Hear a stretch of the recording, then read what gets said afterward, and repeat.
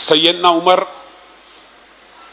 مدینہ میں ایک درخت کی چھاؤں میں آرام کر رہے ہیں. ایران سے دیکھیں کیسر و کسرا کے نمائندے آ رہے ہیں. امیر المومنین کہاں ہیں؟ آپ کا بادشاہ کہاں ہے؟ آپ کا سپہ سالار کہاں ہے؟ آپ کا حاکم کہاں ہے؟ وہ جی باہر نکلا ہے. اچھا بڑا لاؤ لشکر ہوگا؟ نہیں جی اکیلے ہی نکلے ہیں. چند اونٹ گم گئے تھے, ان کا تعاقب کرتے کرتے کسی کو ڈھونڈ گئے ہیں. آپ کا بادشاہ چند اونٹوں کا تعاقب کرنے کے لیے گیا؟ جی ہاں. کہاں ہوگا؟ یہ اس طرف چلے جائیے.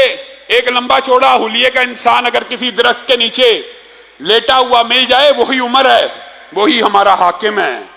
وہ کسرا کا مشیر کہنے لگا اللہ کی قسم یہ عمر اس لیے آرام سے درخت کے نیچے سو رہا ہے کہ یہ آپ لوگوں کے ساتھ انصاف کرتا ہے, آپ لوگوں کے ساتھ عدل کرتا ہے. ہمارے بادشاہ فصیلوں کے پیچھے, لاؤ لشکروں کے پیچھے چھپے ہوتے ہیں, سامنے ہٹو بچو اور دربان کھڑے ہوتے ہیں اس لیے کہ عوام کا خون چوستے ہیں, عوام کا خون پیتے ہیں. سیدنا عمر کا دور حکومت یہ ایک طویل باب ہے, لیکن میں اور آپ جس وطن کے اندر موجود ہیں, مہنگائی عروج پہ, بجلی کا یونٹ بڑھ گیا, پٹرول کی قیمتیں کنٹرول سے باہر, چینی مہنگی ہو گئی, نئی پارٹی بنی ساتھ چینی بھی مہنگی کر دی. آئے روز جن مسائل کا ہم شکار ہیں ان مسائل کا حل کیا ہے؟ کہہ کہہ کے تھک گئے کہ ملک کی معیشت بھی درست ہوگی تو اسی نظام سے ہوگی. اگر ایک مرتبہ درست ہوئی ہے تو دوسری مرتبہ بھی ہوگی. جو کلیہ, جو قاعدہ اور قانون ایک مرتبہ لیبارٹری میں ایکسپیریمنٹ کے بعد بن جائے وہ اٹل ہوتا ہے. ایک دفعہ بن گیا دوبارہ بھی وہی کام کرو گے بنے گا. H2O, 2 ہائیڈروجن کے ایٹم اور 1 آکسیجن کا ایٹم جب بھی ملے گا پانی بن جائے گا. اسلام کا نظام جب بھی آئے گا معیشت درست ہو جائے گی. یہ مغالطہ ہے, یہ آپ کے دماغ کے اوپر کسی نے وسوسہ ڈالا ہوا کہ یہ درست نہیں ہوگی, یہ اسی اسلام کے نظام سے درست ہوگی. لیکن اسلام, اللہ معاف کرے, آپ تو اسلام کے در پہ ہیں. وہ ٹرانسجینڈر بل جس کے حوالے سے تگودو کی گئی, محنت کی گئی, وکیل کھڑے کیے, آپ کے سامنے ہے ساری بات. وفاقی شرعی عدالت کے فیصلے آ گئے, الحمدللہ اسلام پسندوں کی اور دین کے مطابق فیصلہ آ گیا. اب اس فیصلے کو چیلنج کر رہے ہیں. کون؟ فرحت اللہ بابر صاحب. یہ مسلمان ہیں جنہیں دیکھ کے شرم آئے. یہود اگر کوئی عدالت کبھی اسلامی فیصلہ دے بھی دے تو یہ اس کو چیلنج کرنا شروع کر. سود کے خلاف جو فیصلے ہیں ان کو چیلنج کرتے ہیں. اسلام کی اقدار کی دھجیاں بکھیر دی ہیں. ٹرانسجینڈر بل کے اوپر بھی ہمارے بھائی عبد الرحمان ایڈوکیٹ اسلام آباد سے اب پٹیشن دائر کر رہے ہیں, اور وہ چاہتے ہیں کہ پاکستان کے ہر شہر سے 50 افراد کم از کم اس پٹیشن کے مدعی بنے تاکہ عدالتوں کو بھی پتہ چلے کہ اسلام پسندوں کا ملک ہے. اور فرحت اللہ بابر, یہ تو پھر وہی بات آتی ہے کہ ہم احتجاج کرتے ہیں حرمت قرآن کے لیے. کس کے خلاف؟ سویڈن کے خلاف. ہمارے اپنے ملک کے اندر ابھی میں جس وقت جمعہ پڑھانے کے لیے آ رہا, مجھے ایک شخص نے بتایا, رضا رومی نامی ایک صحافی ہے, اگر تو یہ بات اس کی خبر سچی ہے اور سکا, میں نے خود نہیں دیکھی ابھی تک, اس نے ٹویٹ کی ہے کس کے حق میں؟ سلمان رشدی کے حق میں. پاکستان کا صحافی ہے, کلمہ گو مسلمان ہے. اس نے ٹویٹ کیا سلمان رشدی کے فریڈم آف سپیچ کے رائٹ کے اوپر, اور اس کو بہت بڑا مجاہد اعظم, اس شیطان لعین مردود اور ملعون کو آزادی اظہار کا چیمپئن قرار دیا ہے. اگر تو رضا رومی نے یہ ٹویٹ کی ہے اور اس ساتھی کی یہ بات سچی ہے تو کہاں ہیں ادارے؟ آپ باہر کے ملکوں کا رونا روتے رہتے ہیں. آپ کے اپنے ملک میں ایسی سوچ اور فکر موجود ہے جو گستاخوں کو نہ صرف پروموٹ کر رہی ہے بلکہ سپورٹ کر رہی ہے.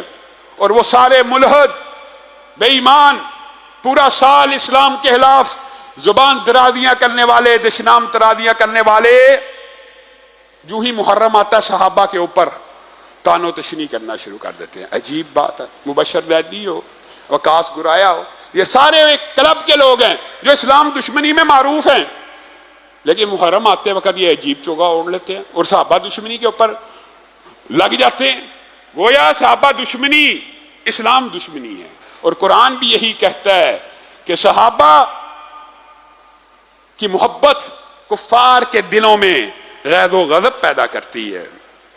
صحابہ پیمانہ ایمان ہیں، معیار ایمان ہیں، آپ صحابہ کے خلاف، اچھا پھر ایک اور خبر آ رہی ہے کہ سویڈن کے اندر پھر توہین قرآن کا منصوبہ بنایا جا رہا ہے۔ میں تو سلام پیش کرتا ہوں اس نوجوان کو کہ جس نے وہاں کی عدالتوں سے ان کی آنکھیں کھولنے کے لیے تورات اور انجیل کو جلانے کی اجازت لی۔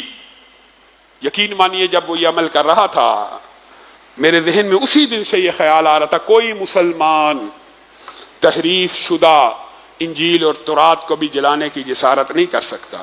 اللہ کے فضل سے ویسا ہی ہوا۔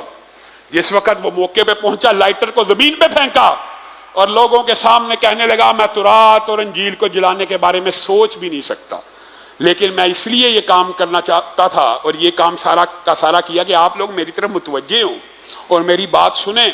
جس طرح تورات اور انجیل کو جلانے کے اعلان کے ساتھ اسرائیل اور یہودیوں نے احتجاج شروع کر دیا تھا، ان کے دل اگر تورات کو جلنے کے اوپر جلتے ہیں، عیسائی مذہبی عیسائیوں کے دل اگر انجیل کو جلانے کے اوپر جلتے ہیں، تو مسلمان تو اگر بد مذہب بھی ہو اور اگر عملی مسلمان نہ بھی ہو تو قرآن کے جلنے کے اوپر اس کا دل جلتا ہے۔ میں آپ کو صرف یہ بتلانا چاہتا تھا، اور اللہ کا شکر ہے مغرب کے میڈیا نے اس بات کے اثر کو قبول کیا اور اس بات کو چلایا، اور یورپ کے تمام میڈیاز نے اس لڑکے کے اس عمل کو، اس کی گفتگو کو دکھلایا، لیکن افسوس پاکستان میں وہ گفتگو نہ چل سکی۔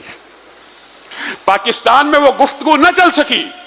کسی ایک میڈیا چینل کو ہوش نہ آئی کہ اسلام کے اتنے بڑے ہیرو اور اسلام کے اتنے بڑے نمائندے اور اسلام کی اتنی بڑی بات کرنے والے نوجوان کے جذبات کو بھی دنیا کے سامنے رکھا جائے۔ پاکستان کا میڈیا کیا کہا جائے، ہمارے دوست بھی وہاں پہ موجود ہوتے ہیں۔